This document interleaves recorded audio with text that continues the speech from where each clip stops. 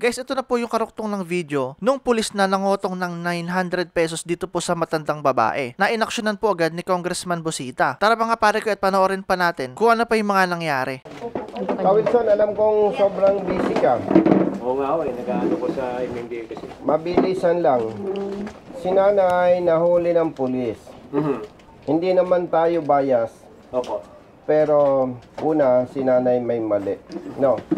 At tayo ay matagal na Wilson sa public service. Again, hindi ako bias pero naniniwala ako si nanay natatakot sa pulis, nataranta. Hindi niya naipakita agad ito na hindi expired yung kanyang... Kasi ang naipakita niya Wilson yung expired. Luma. Opo, sir. Oo. Ay, valid yung sinasabi niya. Natatakot siya sa pulis. Kasi ba't ba ang pulis nakakatakot ngayon, Wilson? Ngayon ko ho. Kaya nga nandito tayo. Ayusin natin to. Oo na ko. Para ano po? Hindi. Si Rodel. Ngayon, ganito Wilson. Alam mo, hindi ako mahilig mambaraso sa kaibigan. Hindi, kita ko May ebidensya po tayo na nakarehistro po siya. Pero gusto kong itanong sa Wilson, sa LTO, pag hindi mo na ipakita, ipagpalagay. Opo. Failure to carry. Meron Failure ba to kayong carry. ganun? Meron kayong ganun? Meron po.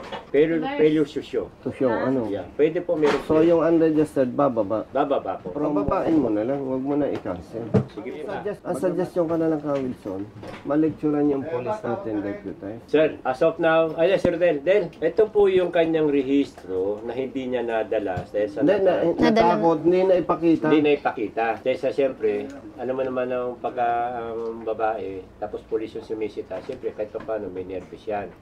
Ngayon, kung titingnan mo kasi to, November pa, naka-rehistro na yan. So, ano na lang, okay na po yan.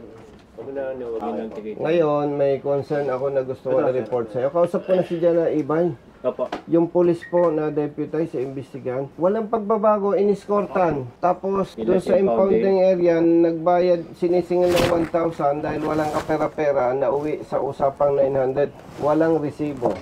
Pagka Wilson, walang resibo, Bawal po pwede yun. nang paghatian yung 900 pesos. Tama po, Opo, bawal sir. po yun. At pinagbabawal po ni Director po yan. Hindi Oo. po pinapayagan po yung mga ganun na sistema. Bawal po yun. Kasi lahat po ay dito nagbabayad. Ma'am, nandito si Congressman Busita. May nahuli po ang pulis na unregistered na ipakita yung lumang rehistro. Pagpalagay. Yung expire. Ngayon, in-impound, dinala dyan. Ngayon, yung sa pagbabayad, ang sinisingil is 1,000. Opo, sir. Okay. Nakaroon ng pag-uusap na binabaan pero walang resibo. O, paki-imbestigahan po nyo kung sino. Kailan po yan? Nung anong araw ba yun? Wala ba may resibo dyan? Yan. Anong date? March 8. March 8 po yun kung sino naka-duty. Ha?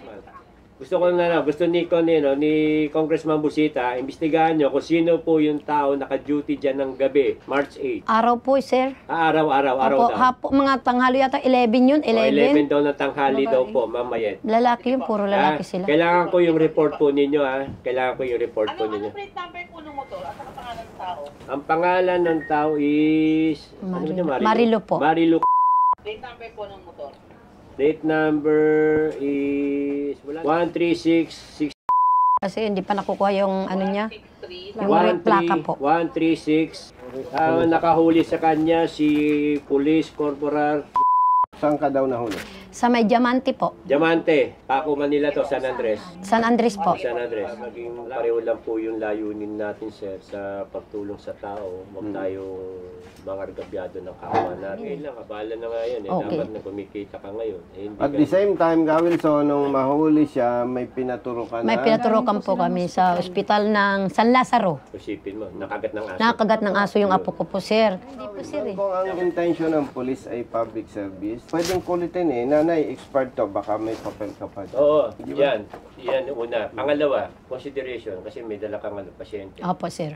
Sige, Nay, expert po ito ha. Huwag ka muna pag uwi po ninyo, parehistro mo muna. Opo, sir. Diba? Dapat ganun. Hindi po kasi may dala po kayong pasyente. Opo, sir. Ha? Kasi sa totoo lang po, pagka may pasyente ka pang kasama, katunayan nakikita ho niya. Opo. Dapat hindi kayo hinuhuli. Sinabi ko pa, sir eh. Galing po kami ng San Lazaro kasi nga nagpaano nga kami sa apo ko. Opo.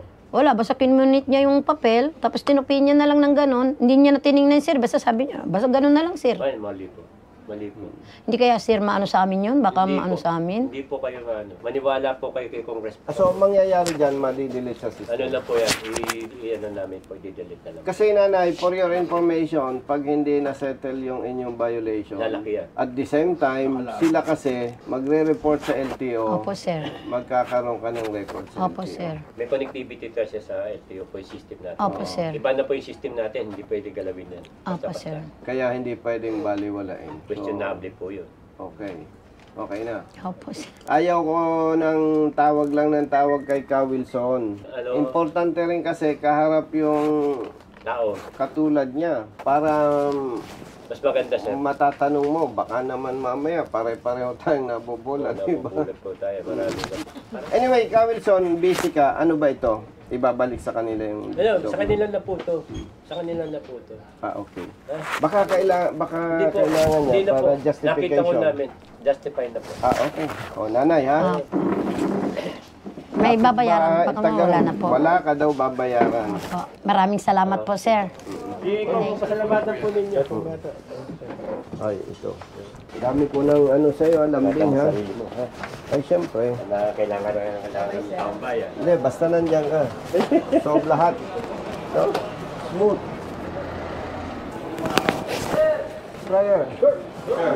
Pwede, iwanan ko ito, ha? Opo sir, kami yung bahala sir. Ngayon na sir, papagawa ko yun.